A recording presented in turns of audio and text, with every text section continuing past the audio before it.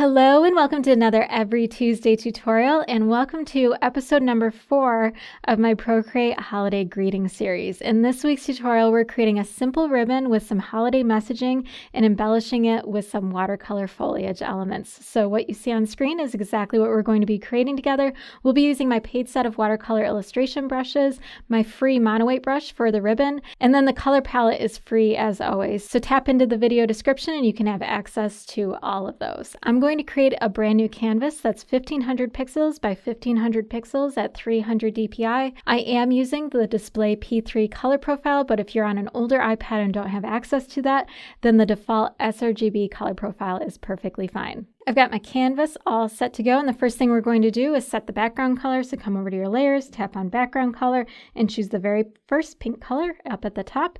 And now we've got our background. Now I can come back into my layers, make sure you're on layer number 1, and we're going to start creating our ribbon. And I'm going to share my really simple method for creating ribbons in Procreate. So what you want to do is grab the very first gray color down here. You can see there's 4 tones of gray, so we're going to start with the first one.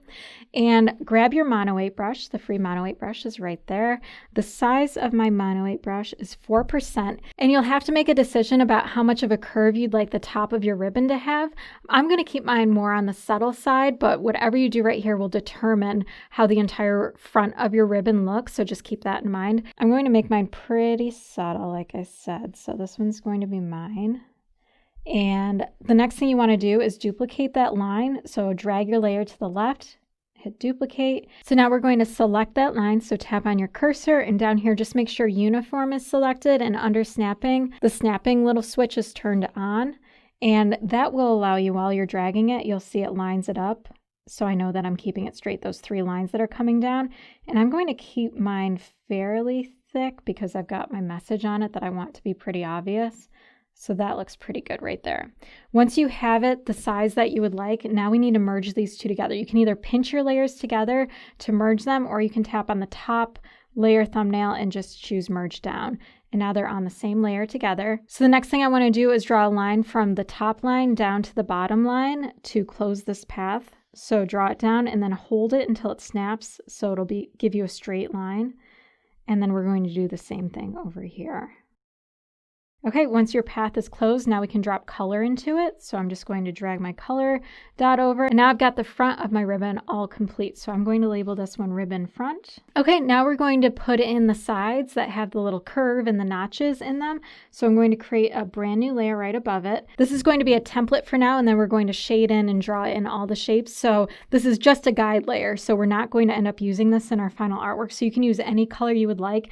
I'm just going to grab this brown color, that way it's super obvious to me. So I like starting from this corner, drawing a curve, coming around, and giving myself my little notch. So I'll do that right now. And I can zoom out to see the scale of that, and that's looking pretty good. And then this will connect up here. And it's totally fine that we're drawing on top of this right now. It's on its own layer, and we're just going to use this as a guide. So I'm going to do the exact same thing up here, only in reverse. And then this will bring a line down. And now I always zoom out a little bit.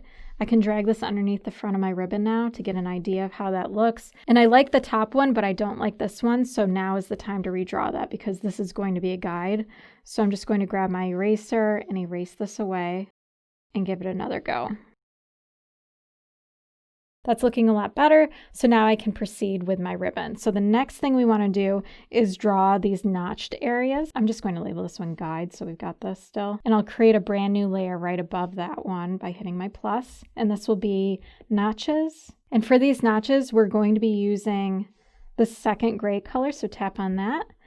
And all I'm going to do is draw this entire shape. So I can draw a line down and a line over, and just trace what you already have. Same thing over here. Okay, and now we need to close those paths. So the easiest way to do that is just to turn off the visibility of your ribbon front layer. And now we can just connect these together because all this stuff is going to happen behind the top part of the ribbon. So you won't see this anyway. So it's okay, whatever connection you need to make. And now we can just drop color in both of these. And that part's all done. Let's turn our ribbon front back on, and we can turn off our guide to preview how that's looking, and we can zoom out. That's still looking nice and comfortable. So now we can turn our guide back on. We're going to turn off our notches temporarily, and we'll create a brand new layer right above our notches layer. And this one's going to be the curve. So we'll label this one curve. And we're going to grab the third gray color down here and just copy that curve shape exactly. It's going to come down here and then it's going to come up. Same thing up here. Okay, let's turn off the top of the ribbon, make these connections, and fill them in. And now we can turn our ribbon front on, we can turn our notches back on, we can turn off our guide. So you want all of our artwork turned on, but the guide turned off.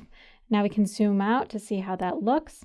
That's looking good. I noticed I have a small little hairline right here that I would like covered, so I can just draw in an additional line to make sure that it gets fully covered right there. And now we are all set for adding just a little bit of shadow detail. This part is totally optional, but if you'd like to add in just a little bit of extra shadow, you're going to create a brand new layer right above the curve layer. You're going to apply a clipping mask to it, so whatever we draw on this will be locked into our curve. So tap on the layer thumbnail and choose clipping mask. I'm going to label this shadow, and we're going to grab our darkest color right here. And all I'm going to do for this one, we're going to come from this corner and then bring it down. And I can just close it up and fill it with color. And then up here, this one's going to come up here and then around. And I can close it up, fill it in. And now we can zoom out and you can see we've just got a little bit of extra shadow detail that way. And if that's feeling too dark for you, just remember you can reduce the opacity by tapping on the N and toggling it down. I'm going to come down to like 35%, I think looks good. All right, so now we have our ribbon. And the finishing touch on this ribbon is going to be adding in our lettering on top of it. So we want to come to the very top of our layers, create a brand new layer. This one's going to be called lettering. And I'm going to grab my dark red color for this, and we're going to head into the watercolor illustration brush set and grab the round liner brush. And now you can write in whatever you would like on your ribbon. Okay, once you have your lettering, let's group all of our layers together. So just drag to the right, and we can just delete the guide layer. We don't need that anymore. But with all these selected, let's hit group, toggle it up, label this one ribbon. So now we're just going to add in our finishing elements, the foliage behind our ribbon to complete our composition. So let's first move our ribbon and make sure that it's centered before we start creating all of our additional elements. So if you have uniform down here with snapping turned on, you can just drag this until you see the crosshairs, and that will let you know right where the center of your canvas is. So now I know that that is centered, and I can create all of my elements behind it. So I know that all of my branches are going to be behind my ribbon, so I'm going to create a brand new layer and drag it underneath my ribbon layer.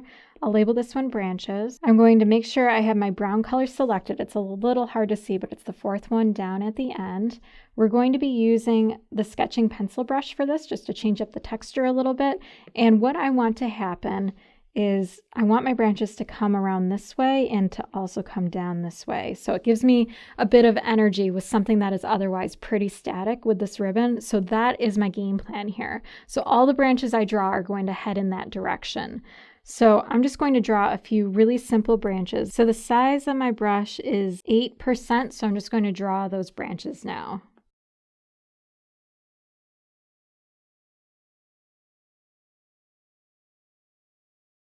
Okay, once you have those branches in, now we're going to add some really simple leaves to them. So the way that I'm drawing these leaves is this line's going to come all the way through them and then up. So I'm just going to come around, and you can even add new ones to your branches. So if I wanted one right here, draw the line up and then add in that leaf. So I'm going to come all the way around and add those now. And if one falls short, just feel free to extend it right up.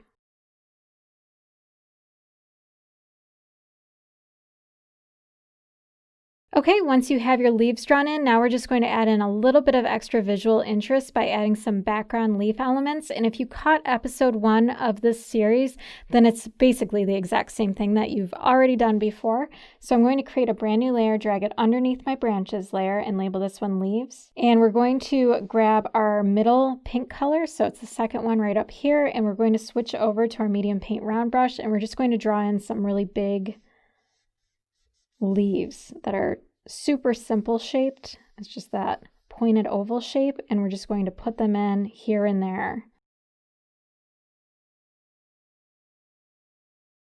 Once you have those leaf elements in there, the final touch is just adding in some berries. So let's create a brand new layer right above the leaf layer and label this one berries. So because this medium paint round brush is a pressure sensitive brush, you could put in your berries. Let me grab my red color. You could put in your berries with this brush and just change up the pressure for the berries. Or if you wanted to add a little bit of similar texture to what we did in the branches, that's what I'm going to do. So I'm going to switch back over to my sketching pencil. My size is about 12%. So I'm just going to scribble in some berries here and there.